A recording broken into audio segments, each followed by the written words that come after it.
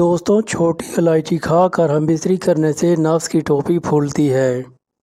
اگربتی جلا کر ہم بستری کرنے سے مرد کی ٹائمنگ بڑھتی ہے۔ سورج کی روشنی میں ہم بستری کرنے سے مرد کی ٹائمنگ کم ہو جاتی ہے۔ سونف کا پانی پی کر عورت کے پاس جانے سے عورت کی چیخیں نکل جاتی ہیں۔ گڑ کھا کر ہم بستری کرنے سے نفس کی سختی پتھر سے بھی سخت ہو جاتی ہے۔ عورت کو جلد گرم کرنا ہے تو اس کے کانوں کو اپنے منہ میں ڈالا کرو۔ عورت کی ناف میں اپنا لعاب ڈال کر عورت کا پیٹ اندر چلا جائے گا۔ ادرک والا پانی عورت کو پلا کر حمل فوراً ٹھہر جائے گا۔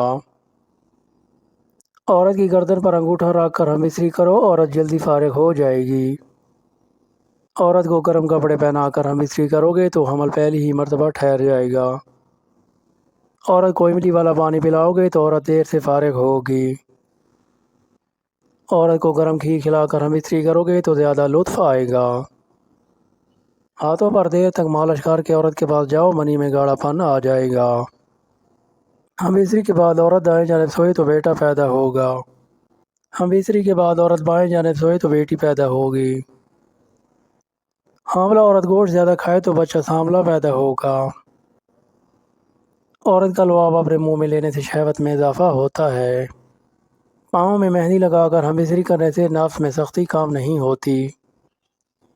حاملہ عورت امرود زیادہ کھائے تو بچہ ذہین پیدا ہوتا ہے۔ کاجل لگا کر ہم بستری کرنے سے آنکھوں کی بینائی کبھی کمزور نہیں ہوتی۔ بادام کھا کر ہم بستری کرنے سے دماغ کبھی کمزور نہیں ہوتا۔ توری کی سبزی کا چھلکا نفس پر مسلنے سے نفس ٹائٹ ہو جاتا ہے۔ شلجم کھانے سے منی کا پریشر بڑھتا ہے۔ لیچی کے پھل کا شربت پی کر عورت کے پاس جانے سے عورت 4 مرتبہ فارغ ہو جائے گی، لیکن تمہاری منی نہیں نکلے گی۔ ناظرین، چینل کو لائک اور سبسکرائب کیجیے گا۔